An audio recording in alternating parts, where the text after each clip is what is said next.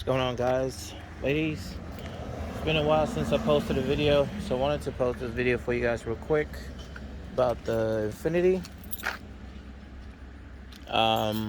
It's a new car on my channel, whatnot. This is a 2012 fx35.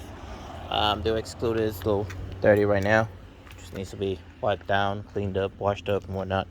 But yeah, I wanted to do this video for you guys real quick. 2012 fx35 V6 right there. See the fx35, dirty, but you have the interior right there. Have your little roof, sunroof right there. The back seats, leather interior, very comfortable leather interior. Like I said, car is a little dirty, so to excuse it. Keyless entry. To get to the trunk as well, you tap that twice. It doesn't have a button on the back. Oh yeah, I do actually. I'm sorry, I do have a button in the back. Excuse the trunk. Have my little trash right there. My little toolbox, equipment box anyway. Not big trunk space, but decent enough. Press that right there, and it'll kind of close it automatically. And the button's right there. I'm just so used to freaking using the key.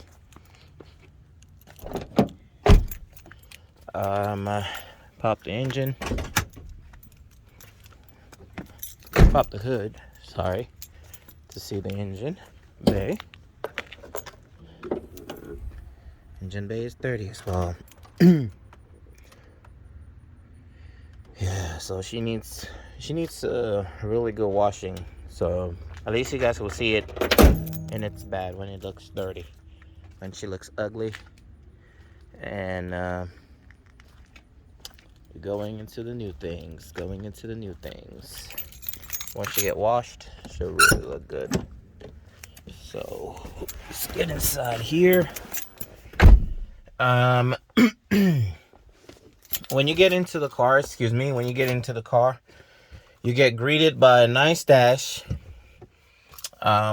which really resembles, or what I would really say is, the interior from a G37 thrown on here, with the radio unit and everything on this side. There is a little different from the G37, but really at the end of the day, you really have that feeling that you are in your G37, just that the car is sitting up a little bit, and from the hood, how it waves like that, you would just know that, okay, I'm in a whole different car. But Infiniti didn't do much with the interior. They just basically took the seats, and basically the door panels and all that stuff from the G37, kind of threw it on there, made a little changes. I like how they did this right here. It's quite comfortable. I'm not really complaining, because they needed to change the design from the Infiniti. So from Gen 1 to Gen 2, so they did try the best with doing the exterior, making it look completely different from the first generation, and the interior as well. Obviously, the interior looks way different from the first generation to the second generation. So, but I just feel like, my part, I think that you guys should have, Infiniti basically, they should have gone and said, okay, let's change that. Let's make it something new. Let's make it look different. Type of situation. Still, at the end of the day, not really complaining. It's still fine. It does what it needs to do. It's still fine. It's still a good system. So I'm not really going to be complaining much on that side. So let's get to the car side. Again, it's keyless entry. You still have the same key. Ain't doing no much changes on there. Does not have a remote start, so you have to get that added on if you do want to have a remote start on the vehicle. You would have to have that added onto it. The slot for it right there. If most of you asking, what is this for? This slot right here, that's for your key. It is a key, wireless. It is keyless and all that stuff. Sorry, not wireless, keyless. You can leave this in your pocket and all that stuff, but if you want to save battery for this, you want to save, you don't want the battery to die as quick or anything like that, that's what this slot is here for. It's kind of just like the ignition for it. You insert that in there, you leave it in there.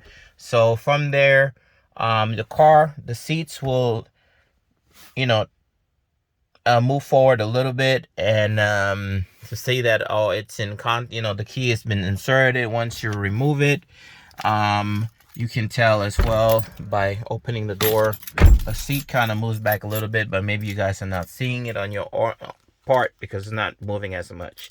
But yeah, if you're trying to save battery, if you know that the key battery is low on this guy right here, it will give you an indication there, low battery or key not detected and stuff like that, means the battery on this guy is dying.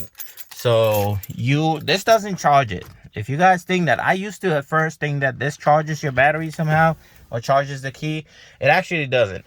So when I first had my G37, I used to think that's what that was for. It's to charge the key so that it doesn't die, the battery doesn't die. And my dumbass, excuse my language, but yeah, I learned that the hard way when I got the indication low key, and I kept putting it in there. I'm like, man, this charging thing is not working. Thought that thing was defective, but when I did my research, ended up finding out, nope, that does not charge your key. So let's get into the car, get it started, and get out of here. Do a little drive, whatnot. So push button start. You're still greeted by an infinity screen right there. Oil change is needed.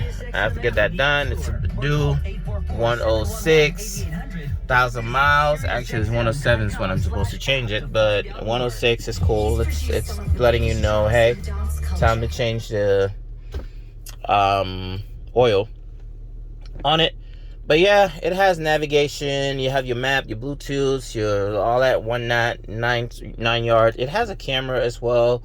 So if you guys want that, it has kind of the satellite camera. It shows you. It's not that clear. It really isn't clear, to be honest. But yes, it does have a front camera, as well as it has a backup camera. That's the cool thing about it. It has cameras on it, but it's not clear. It's really not clear. They could have done a little better on that part right there. You can click that, and you have your side view cameras as well on it as well. Many people don't know that. They're like, damn, that's actually pretty cool. This helps you with your backing up and all that stuff. You're checking your surroundings. You click it again, and it exits out. So if you're bad at seeing stuff or want to see what's in front of you, if you're trying to move forward, maybe park closer to the garage, you can activate this camera right here and then put it in drive, and then kind of just move forward, and it'll tell you when you're getting too close. You know, you can see it on the angle there that you say, okay, I'm getting too close right there. It doesn't beep or anything like that, but you can kind of see that, okay, that should be enough. I shouldn't go any further, because now yellow means you're getting close, and red, you really need to stop. But the satellite view as well, it shows you right there, you're close to the garage and all that stuff. So you might want to go ahead and pull her back as well. So once you go into reverse, it greets you with the rear view camera, which again is not that bright. If you want to clear that, you don't want to see your satellite view camera, you can just click on that. It's a touch screen, obviously, and then you will have your rear view complete, and you can do your sides as well if you want to, and then it will give you the side view, or you can do your top view for it to show you the satellite view angle. But yeah, guys, that's pretty cool. That's a little thing that I would feel like, okay, that they added on that the G37s do not have. So keep that in mind. When it comes to changing out the radio, I don't know if it will work with the new Android radio. That's for one research I have to do, because I do like changing this to the Android 11-inch radio, where if you follow my channel, you see my Infiniti G37 I had the whole big Android radio installed on it. I need to do some research to find out. I know it will work, but I know the radio point will work, but I don't know about the camera view, if that will work with it. So that's the research I need to do before jumping into upgrading it. But as of right now, this is okay. It has a CD slot in which you can as well save your musics onto it. If you have some CDs, throw it in there, record it. It stores up to 10 gigs of data, so which is more than enough. But now generation, a lot of people don't even use CDs no more, so it's all via phone, via streaming your musics through Pandora and all that other stuff. So Bluetooth basically, so which this does have. So you would have to go through the settings to set it up, but yes, it can stream music via Bluetooth. Good. I don't know about the iPhone part. You might need to just have it hooked up to the USB, which is right down there. I have a USB drive as well as, on it, which has my musics. So you go to your music source. Turn this volume up a little bit. Go to your music source. That's this thing. It doesn't show right there because I'm on backup. I'm on the reverse cameras. It's once you get out of there, that's when it shows you that stuff. So let's get out of there so I don't have turn the volume down so I don't have no copyrights.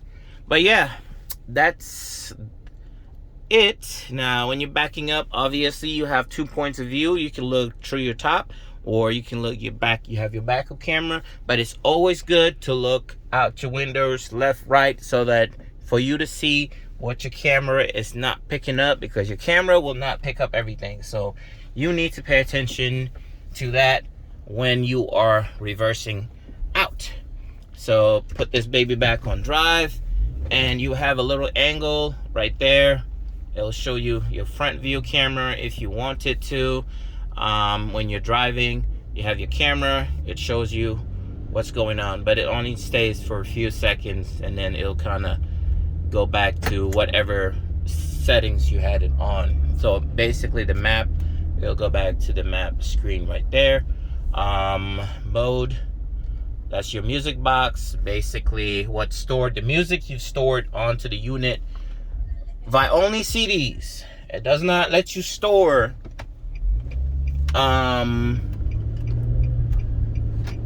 music from your phone onto it, or from a flash drive onto it. I don't know why. It only records the songs that's on a disc, and it'll store it on there. When you have the Android radio, then you can do that. So yeah, what else?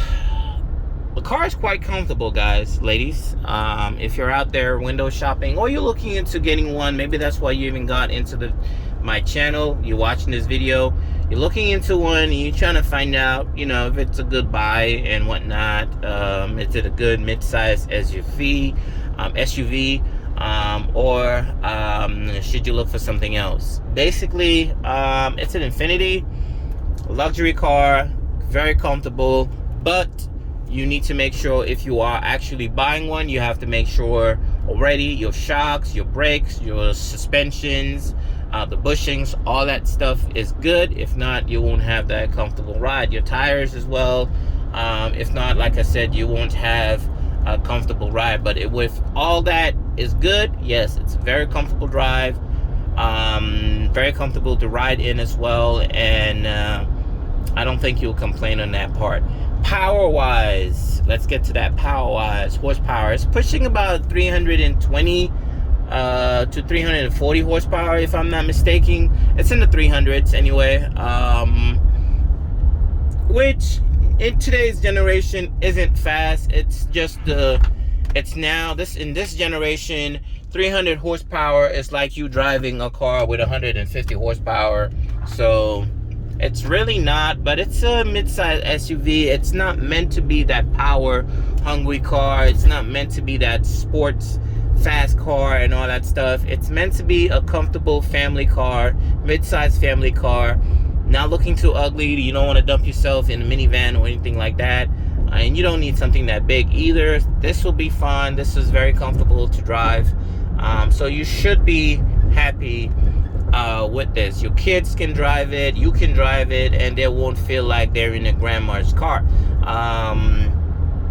No offense to the grandmas out there. Love my grandma. But yeah, let's get to what other part would you guys want to know. Is it expensive to maintain? It's an Infiniti. At the end of the day, guys, it's an Infiniti. Infinitis are kind of expensive to maintain. They're not that expensive, but not like a BMW or an Audi. But it's not like cheap like a Lexus or a Toyota. But at the end of the day, Infiniti does do a great job in their cars. They do build their cars quite well. So if you do happen to put your hands in one with minimum to no issues, once you get all those issues tackled, you should be good. It should take care of you, but you have to remember to take care of it. Don't think that you can just get up, drive, for 4 years and not expect the car to have a single problem, because that's not what's going to happen. You need to make sure to take care of the car, keep up with the maintenance, oil changes and whatnot, and you should be good. No matter what car it is, at the end of the day, you need to keep up with the maintenance. Just some cars will be cheaper. It won't hurt your pocket as much as other cars would. But at the end of the day, it's not every day you have to dump money on the car. Unless the car is really bad. Then, like I said, you have to get those problems fixed. Tackle all those problems, and then you should be good. What else would you guys want to know about the car? Insurance-wise, I can't really give you guys much info on the insurance part. Why? Because insurance, it plays a lot. There's a lot of things that plays in it, being your age, location, driving history, insurance company you're going with. Those type of things goes with it. So if you have DUIs and all that stuff, obviously your insurance is going to be higher. If you're underage, obviously your insurance is going to be higher.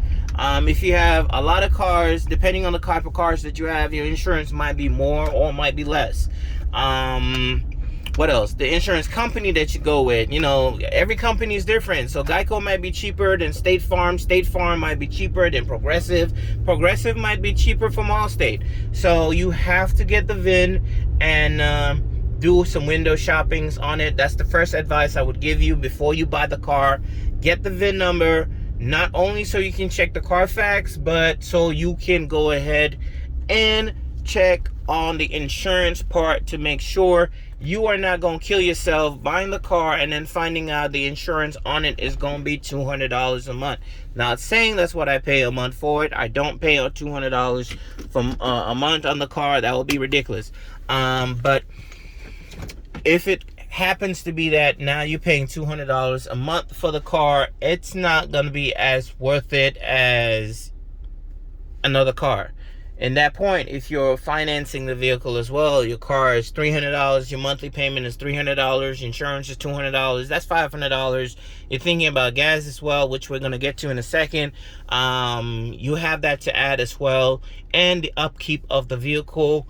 Thinking of how long you're going to keep this vehicle. Is it a car that you want to keep for 10 years? Is it a car you want to keep for 20 years?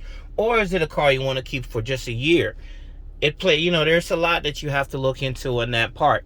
So for a long run, I think it should be all right. Me, myself, I don't keep cars that long, and I'm trying to better myself on that part to try and keep a car longer, because, guys, I'm that type of person. Every 3, 4, 5 months at most, boom, I'm already selling the car for a profit and jumping into something else. That's why all the cars in my channel are mine. They belong to me. And I might have one that's not mine or wasn't mine, but all the cars that I've had on my channel Most of them are mine, so the reviews that I make is out of my own personal experience and me owning the car for a while before doing said video for you guys. So in that part, I'm not going to sit down and just say I have a car for one day and then do a review and act like I know everything about the car, because I'm not that type of person. Nor do I go to dealerships and say, hey, I'm a YouTuber, can I do a review on one of your cars? Get in the car and just kind of just walk around it and tell you guys, yeah, this car has Bluetooth. The doors, it has 4 doors. The doors open like this and they close like that. The hood pop up like this and close like that. It has leather interior. It has a sunroof. And come and check it out. It's at this so-and-so dealership, blah, blah, blah, and all that stuff. Not hating on those people or anything like that, but my part, you don't actually own the vehicle. You have not driven the car too long enough to state what you know about the car. Seeing, okay, the car has doors does not mean you know about the car. You know the car. Because the car has Bluetooth doesn't mean, and you say, oh yeah, the car has Bluetooth, means you know the car. No, you have to actually own these cars, drive it for a while, so you can actually do the experience, the review that people want to hear about the car, because they want to hear ownership reviews. That's the main thing people go on there when they're checking on reviews on cars. They want to see ownership. Is it a good idea? Is it a good investment? The problems that you've ran into, and so and so and so. So me, my part, I haven't ran into any issues on the car so far.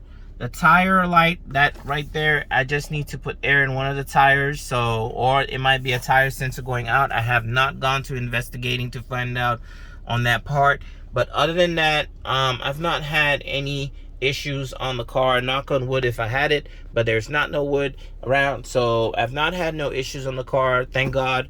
So yeah, if you're looking for one, gas wise, let's jump to that. Fuel, what does it recommend? Performance wise, you want to go with premium fuel.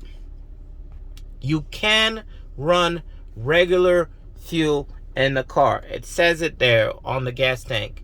You can run regular fuel in this car. It's fine. It's not gonna break it. But for better performance, you want to run premium.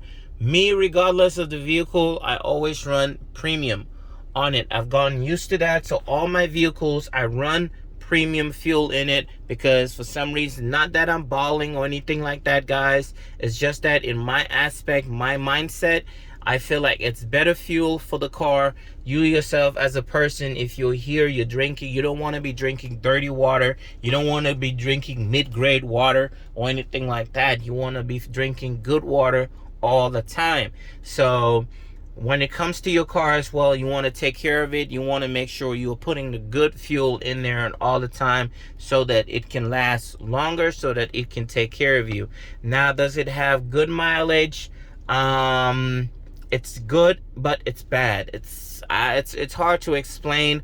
I'm putting $20 and it's running me about 4 days, and I have to put fuel. But right now, due to gas prices being at $3.89 and whatnot, it's hard per gallon. You know, it's expensive. So $20 doesn't really take you far on fuel. So keep that in mind as well. So if you do happen to be buying one, you have to look at your gas prices, your location as well. If you're in the area where gas price is like $4 or something like that a gallon, then in that part, you have to be prepared for gas gonna be expensive on you. Regardless of the car that you get, it's still gonna be expensive. You're paying $4 a gallon for gas. It's gonna be expensive. But what else would you guys want to know about the car? Spaces, interior spaces. Yeah, it's quite decent. It's a little roomy. Not too big. It's not like it's not a full-size SUV. Honestly, it's that mid-grade SUV. So yes, it is comfortable. The seats are quite comfortable. I like how they have it waved to the point that it's forming onto you when you sit down. You have the sides as well. It's really comfortable to me.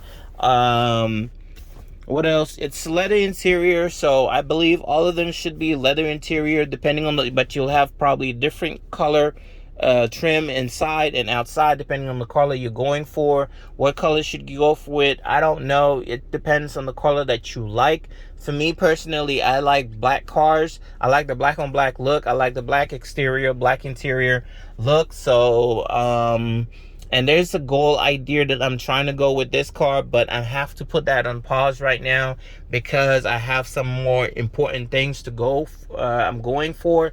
So right now, modding the vehicle is going to be on 100% paused right now. I am not going to be modding this vehicle. It's gonna stay like this stock. For now, I have not done no modifications to the vehicle. It's gonna stay this way for a while before I start jumping to modding it or whatsoever. Like I said, I have other things that I'm prioritizing more than I am the vehicle as of right now. But the modding part is to come. If it do happen that somebody makes me a good offer in selling it, I probably would. Obviously, I'm always out to make a profit, so I'm always out to sell, make some money, and move on to something else. But as of right now, I'm gonna try and keep on to this one as long as I can. But like I said, money talks. If money's be thrown in my face, ooh, I'm gonna take it.